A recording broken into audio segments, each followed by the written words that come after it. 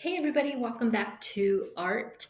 This week we are learning about art history, and you guys are going to see some really cool portraits, and you are going to see some really cool, interesting things that it kind of gets you into the mindset of the times. Okay, so it was medieval times.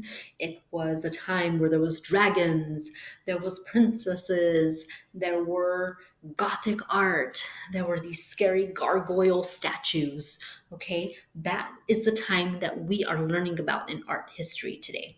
So we are talking about the Middle Ages. Let me get my little pen here, or as you know them as medieval. Okay, remember there were three types of art during this medieval period, and the first one was early Christianity. Okay, so we're going to go ahead and go to the next slide here.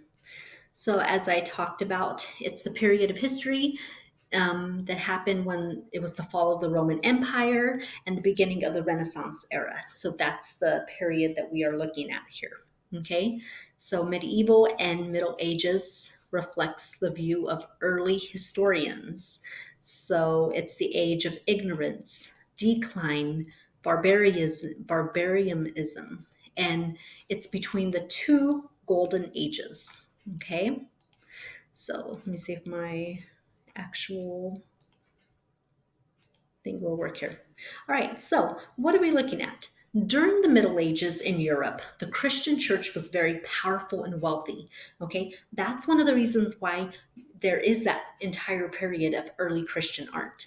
You'll see a lot of pictures depicting stories from the Bible, and it's because the church was very powerful during this era. Okay, think about it. It's the Middle Ages, it's the Dark Ages, there's the bubonic plague happening. People are scared of the plague. Kind of seems what's happening right now, right?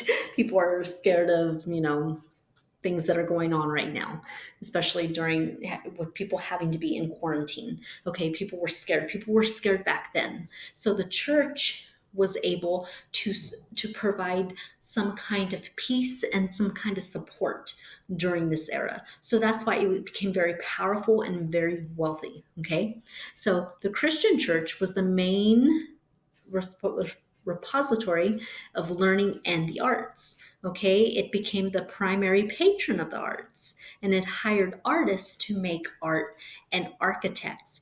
In church, the need for an architect to make art was very, very important because that is one, what decorated the church, and two, that's what helped people get a visual, to make a visual connection.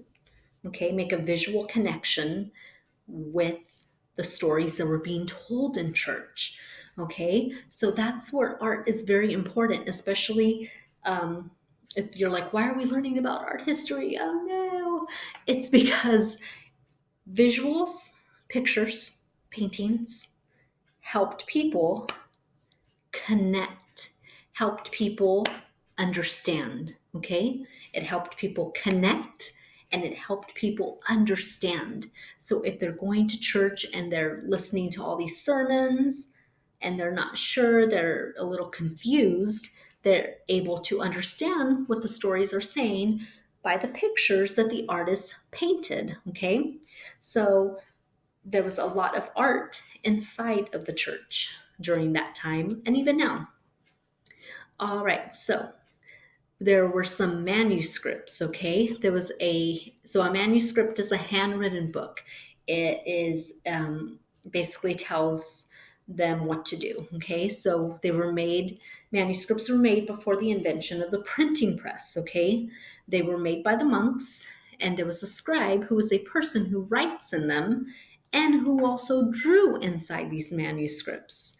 So most manuscripts were made most manuscripts that were during the Middle Ages in Europe told the Christian stories. Okay, so they had the scribe who obviously wrote in these documents, and they drew pictures in these documents. Remember, the visual helps the person or the viewer connect and understand. Okay, So the need for drawings was very important, okay? And it still is. It's still very important.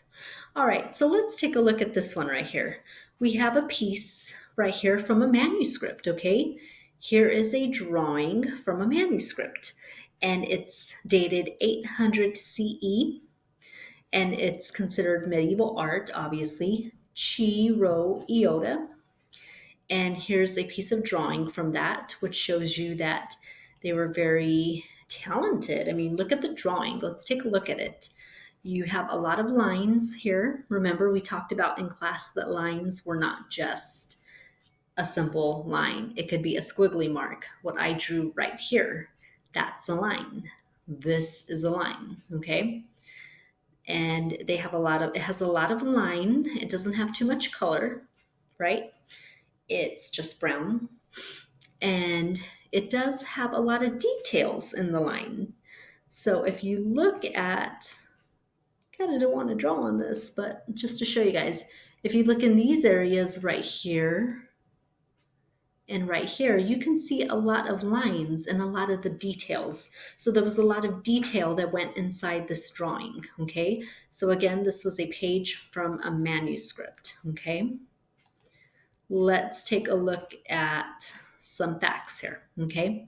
So the Chi-Rho Iota, they're Greek letters, and they represent the first three letters of Christ's name. So you have what we said, Chi, right? C-H-I, Christ. Pretty much it's you think it would be like CHR because it says it represents the first three letters of Christ's name. But if you look at the CH and the R for Christ, and then it goes on to I, okay? So it's from the Book of Kells, and it was made by monks in an island near Scotland. The illuminated manuscript was written in Latin, and it contained the four Gospels of the New Testament, okay? The ink and colors for the book were imported from the Near East. So obviously the need to create this manuscript was very important to them. You know, they're importing these things like ink and color, right? Celtic style. Let's talk about that. The Celts were a group from the British Isles. Celtic style uses knots, intertwining, and overlapping. So we're going to look later on this week about Celtic art, okay? You usually see it during the medieval times. So it has a lot of knots. The Celtic style has a lot of knots, intertwining, which is, this is what they're referring to. They're referring back to this page. It has the Celtic style because we were talking about the lines. Remember, lines are twisting. It has knots. It has overlapping lines and shapes. And it's also influenced by the barbarians, okay?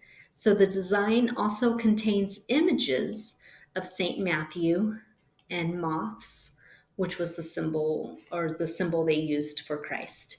Okay, so looking at again this piece of manuscript that was dated 800 CE, the Chi-Rho Iota. The design that it has is the Celtic. I forgot the I. It's the Celtic style. So remember that the Celtic style has overlapping lines, knots, and lines that intertwine, okay? Lines that intertwine.